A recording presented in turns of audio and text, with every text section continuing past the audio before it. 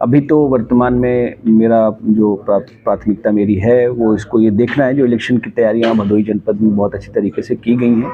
इसको लेकर कल चुनाव आयोग की बैठक सुबह लखनऊ में है, तो उसकी जो तैयारियां यहाँ पर हैं उनको समझना और उनको अच्छे तरीके से देख करके और वहाँ प्रेजेंट करने के अलावा लौट के आने के बाद जो काम हम लोग मेहनत जिस चीज़ के लिए करेंगे उसमें मेरा प्रयास होगा कि भदोही जनपद में सबसे ज़्यादा जो आवश्यकता मुझे महसूस होती है पूरे प्रशासन में, कि हमें अपनी संवेदनशीलता बढ़ानी है। जनता की जो शिकायतें हैं उनका डिस्पोजल टाइम बाउंड मैनर में हो और सही तरीके से ग्राउंड पर हर जो लास्ट व्यक्ति है हमारी टीम का जो कटिंग एज लेवल पर है उसके द्वारा भी एक संवेदनशीलता के साथ लोगों की समस्याओं को सुना जाए और उसको धरातल पर उसको हल कराया जाए।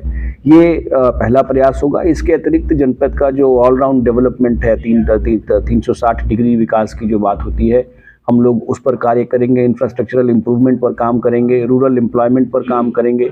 और जो एक जानकारी मुझे मिली है अभी ज्वाइन करने के बाद में कि यहाँ से आउट माइग्रेशन बहुत ज़्यादा है और लोग यहाँ से रोज़गार की तलाश में संभवतः बाहर जाते हैं, तो मैं प्रयास करूँगा कि हम लोग कुछ ऐसा यहाँ पर कर पाएँ कि हम यहाँ पर इतने इंडस्ट्रीज़ या इस तरह की चीज़ें क्रिएट कर पाएँ, लोगों को स्किल कर पाएँ कि लोगों को एम्प्लॉयमेंट यहाँ पर मिले और जो आउट माइग्रेशन की एक समस्या जो भदोही जनपद में बहुत बड़े पैमाने पर महसूस होती है लोगों को, वो ना होनी पड़े और उनको यहीं पर अपॉर्चुनिटीज़ मिलें।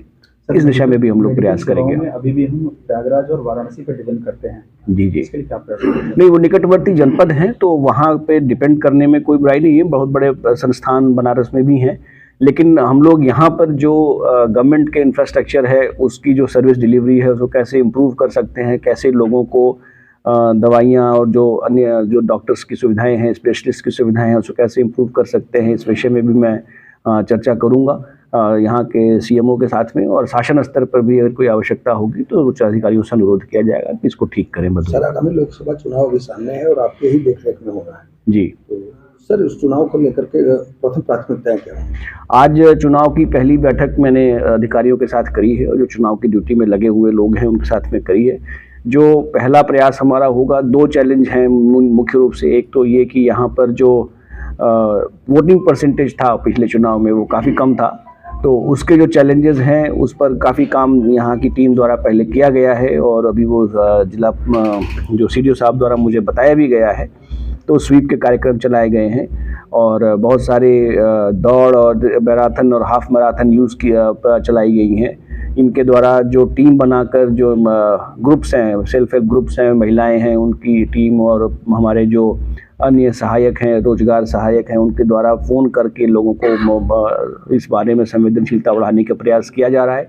वोटर्स को निकलने के लिए मोटिवेट करने के लिए फिजिकल टीम्स भी बूथवार लगाई जाएंगी और हम लोग इसके अलावा भी लगातार, अभी हमारे पास में समय है जब तक इस चीज़ के लिए हम लगातार स्वीप के और कार्यक्रम आयोजित करते रहेंगे, जन सहभागिता को बढ़ाएंगे और जो यहाँ के वोटर्स हैं जो किसी वजह से बाहर आउट माइग्रेट किए हुए हैं, या तो वो पोस्टल बैलेट से हमें वोट दें या फिर वो समय निकाल कर अगर आ सके, तो इसके लिए भी उनको प्रोत्साहित करने का प्रयास किया जाएगा। उनको ये बताने का प्रयास किया जाएगा कि उनका वोट कितना महत्वपूर्ण है और किस प्रकार से वो हमारे पूरे देश की दशा और दिशा बदलने के लिए कारगर होता है। तो इस दिशा में जो प्रयास हुए हैं उनको भी देखा, अच्छा लग रहा है, काफ़ी काम हुआ है और जो बचा हुआ प्रयास है वो भी हम लोग लगातार करते रहेंगे ताकि वोटिंग परसेंटेज बढ़ा सकें। इसके साथ साथ जो दूसरा एक चैलेंज बताया गया है कि अभी तक एपिक कार्ड्स की प्रिंटिंग के कुछ इश्यूज़ हैं जिसकी वजह से अभी तक उपलब्धता कम रही है उसकी, तो काफ़ी सारा उसमें से तो काफ़ी अमाउंट हमें तो 2 मार्च तक प्राप्त होने की संभावना है जो डिस्पैच में है।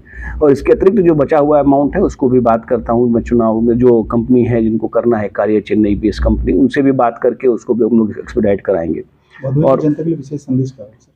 भदोही की जनता के लिए विशेष संदेश मैं ये देना चाहूँगा कि आइए, ये एक बहुत स्वर्णिम काल है और हमारे पास में जो शासन की प्राथमिकताएं हैं वो भी विकास ही है। और अब हम भदोही को जिस तरह से ये पहले जाना जाता था, चूँकि मेरे पास में CEO बीडा का भी कार्य है, तो मैं कोशिश करूंगा कि भदोही जिस चीज़ के लिए हम लोग बचपन में जानते थे और सुनते थे भदोही के बारे में, उसको वही गौरव हम वापस लौटा सकें और पुनः भदोही एक कारपेट के लिए वर्ल्ड में जो इसकी जो फेम थी वो पुनः प्राप्त हो और बिना बाल श्रम के सभी नियमों को मानते हुए यहाँ से दोबारा से हम भदोही को एक विकसित जनपद के रूप में स्थापित कर सकें। इसके लिए हमारा सहयोग करें। गौरांग राठी जी ने कुछ यहाँ अनोखी पहल शुरू की, वो क्या, उस पर क्या हुआ? जो अनोखी पहल होंगी, गौरांग बहुत ही सक्षम अधिकारी थे और जो उन्होंने किया है वो यहाँ पर उसके बारे में जानकारी प्राप्त करके जो भी अनूठी पहल की होगी उन्होंने, उसको हम लगातार अनवरत जारी रखेंगे ताकि जनता को जो लाभ पहले मिलता था वो मिलता रहे।